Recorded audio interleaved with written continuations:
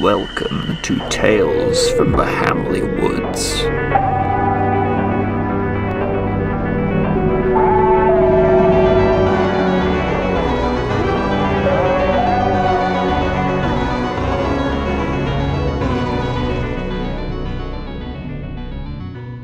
Tonight's featured episode, The Shadow of Jacob Haigh. I still remember that night. Bitter wind was afoot in Hamley, a sign of things to come. It'd seen madness before, raving lunatics, dark brutes, even men so evil you'd swear they're animals. Nothing quite like this strange case of Jacob Haigh. I thought I was ready to confront my past mistakes, but I suppose none of us truly are. A cold wind blows tonight, steps around a house, dark, cloaked in shadow. A man, Daniel Poole, stands outside the house shivering, eagerly awaiting the arrival of someone. A smartly dressed man appears in front of Poole, who is immediately anxious to meet him. I'm glad you're here, Mr. Lesterson. I know it's one thing to detain a man purely on hunch, but believe me, if the things have been going around about the Ripper are true... Well, that's why I'm here. Where is he now? Still bedbound. It seems odd. He's taken a turn for the worst in the past couple of weeks. I don't know how he could have even had the strength to climb out of a house without being noticed, let alone be strong enough to kill. Jacob Haigh, a man who looks in his 20s, but simultaneously a man as ancient as someone in his 80s. He sits in bed holding a knife. Every so often he waves it over his wrist, but he just can't seem to quite do it.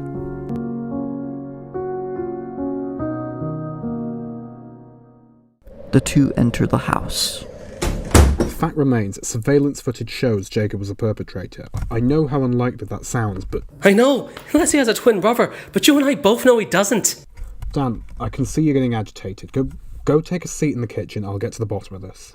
Reluctantly, Poole goes to try and calm down in the kitchen, as Lesterson begins to ascend the stairs cautiously.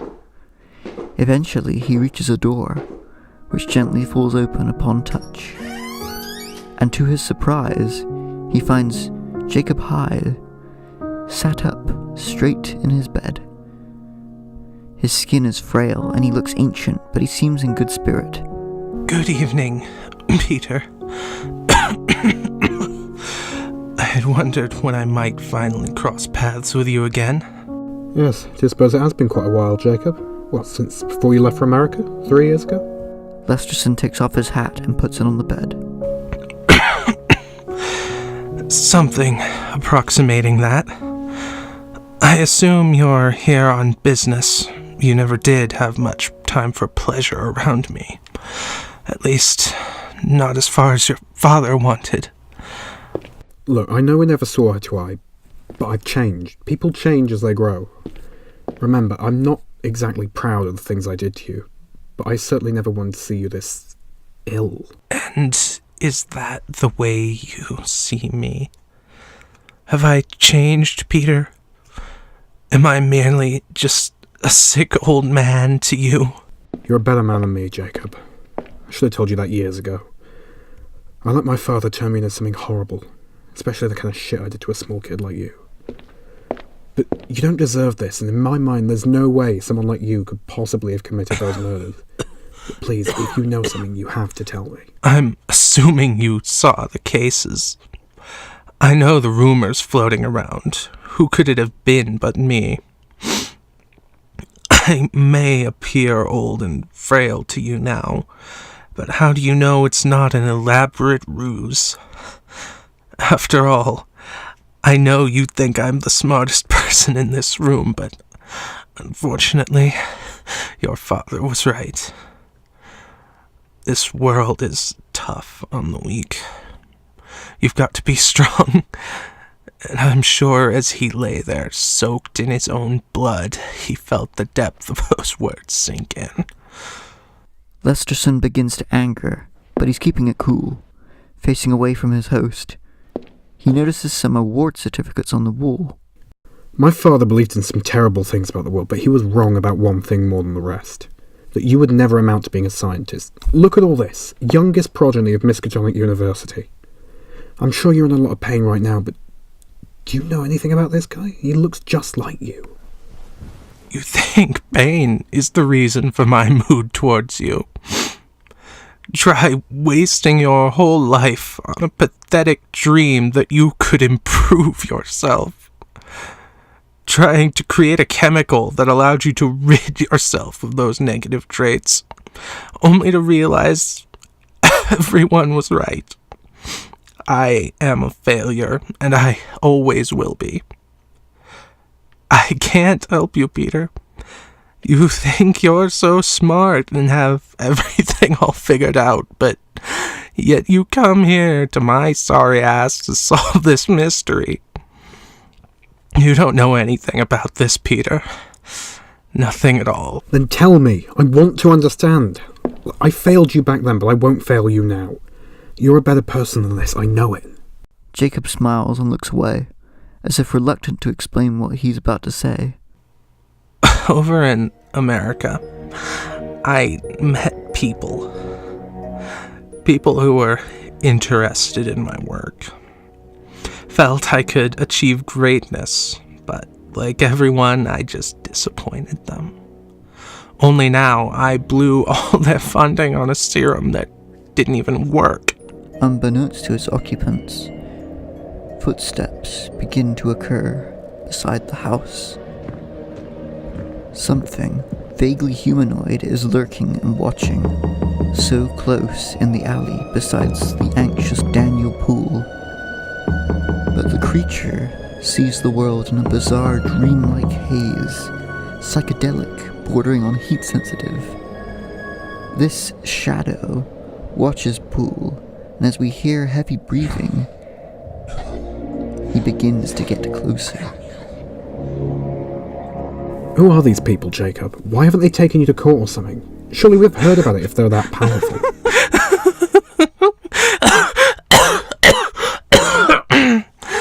Oh, Peter, they'll do so much worse than that if they ever track my corpse of a body down.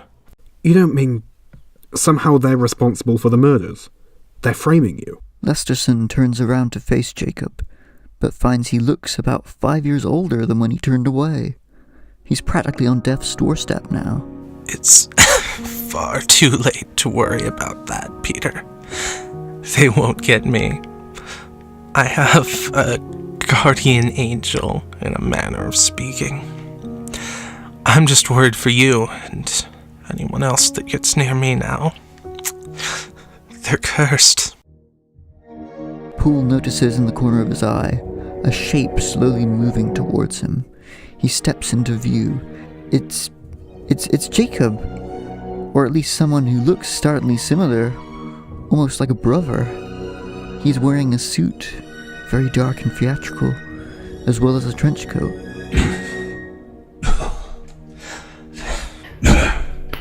Jesus, Jacob!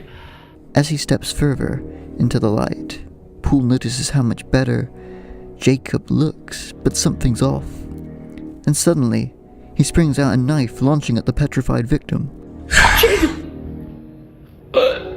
Jacob! Jesus! Jacob!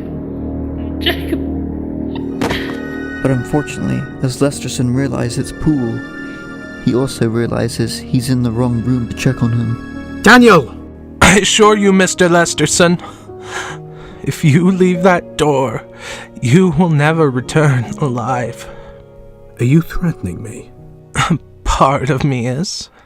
I think I can see now that I can no longer keep this from you. For the killer you've been looking for is me. But he is outside. Go on. Jacob looks over to the corner of the room where a cult mask sits undisturbed next to a satanic tome. These people I worked for, they gave me access to all the chemicals I needed, and more. But it was my own incompetence that caused the serum to fail. But when I tested it on myself, I might add, I was unchanged. But eventually I found I began to age and decay, and this shadow grew stronger in my place. I paid the price for my arrogance in trying to improve a pathetic creature like me. It's like he's eating me. Eating everything I once was. You're not pathetic. But listen, I'll be back. I've got to help Daniel. Wait! Lesterson runs out of the room, but the frail one cannot hope to persuade him otherwise. Jacob looks at his knife and ponders. From the shadow's perspective, a disgusting monster corpse now lies on the floor. The butchered creature was clearly known to us as the human Daniel Poole. The shadow breathes heavily in his guttural breaths and begins to head inside. As the Jacob lookalike wanders in, seemingly on a one-track mind, Lesterson slowly descends the staircase, eyeing up his opponent and trying to make sure he isn't spotted. He begins to rub a pocket holster, holding a pistol. He sees the shadow's face, and then a picture of Jacob on the wall. They're so close. It's as if the longer the shadow lives, the less life force Jacob possesses. The shadow Jacob begins to skulk into the kitchen as Lesterson continues to follow him. The shadow searches the room, as if he remembers it, but not quite. Lesterson emerges from the shadows and points his gun. Hands on your head! The shadow, still facing away, appears to lock in place, like a statue still facing away from the commanding detective. Moments pass. Suddenly the intruder breaks to the floor, first rolling behind a table for cover, and then, with a bestial movement, twisting his limbs like a monkey, he springs up so quickly he catches Lesterson off guard and slashes his knee with a knife. Ah! Lesterson crumbles to the ground. He has dropped his gun and is gripping his leg in pure pain. The dark Jacob lurches above him, a creature that looks humanoid and even handsome and beautiful, but yet watches the prone detective with the literal eyes of a predatory monster. From the shadow's view, staring over the monstrous body of Lesterson, he knows he's panic-stricken, but also looks hideous and frightening. The shadow grins in victory. Mechanically, he looks away and begins to slowly rise, drawing his knife back from one fatal blow on Lesterson's heart, when suddenly he's suddenly tackled by the human Jacob. The elderly man clings to his younger mirror, the similarities in their appearances becoming so visible, as well as the slight uncanny differences in the shadow. Lesterson watches stunned for a brief moment, while the weakened old man wrestles the knife from the darkness's hand as he belches words. No, not this time, you monster. You monster. Lesterson watches on the floor, confused by the monster's words, slowly edging towards his gun, while the creature is restrained. Save you? Taken my strength. He thinks you're a monster, like your father, like Poole, like anyone who's ever treated me poorly. I can't leave you. I need to help you through this. No, Peter. I've willingly fed this thing for so long. I can't watch it kill anyone else. We're one and the same, me and him. He must be the last to die. No. You don't mean... Jacob finally manages to loosen the hand enough for the knife to fall, and in a matter of seconds, Lesterson gets ready to aim at the shadow's hand. But from out of nowhere, Jacob draws his own knife into its heart. Immediately, yellow liquid approximating blood oozes out. Jacob's face clenches in agony, their connection inflicting pain upon each other. The two begin to fall separately, as Jacob realizes his hold on the shadow. From the shadow's perspective, his killer illuminated in a bright angelic light, which begins to fade in black. The creature falls to the ground, lifeless. Lesterson crawls over to Jacob, still gripping his leg in agony. He turns the man's body over to reveal a degree of youth hasn't been restored to him. Sorry, Peter, about your dad, about your leg. I'm sorry for all of this. You're not the one who needs to apologize, Jacob. I'm sorry any of this had to happen. Jacob smiles and grips Lesterson's hand as he finally succumbs to death. Looking over to the inhuman monster they just defeated a few seconds ago, he sees that the shadow has taken on the elderly face Jacob held moments ago. Lesterson curls up and begins to weep. Silence pervades the still household as we see glimpses of the three dead bodies and the lone man who has to pick up the pieces. It is human to make mistakes. Nobody's perfect. Not every kind soul gets a happy ending with shadow's misguided mistakes. Sometimes we hurt others and damage their destinies irrecoverably. We give in to the darker monsters of our nature. The playwright Tennessee Williams once said, "Hell is yourself, and the only redemption is when a person puts himself aside to feel deeply for another person." And the type of monsters I encounter in my line of work, that's a surprising yet beautiful truth to live by.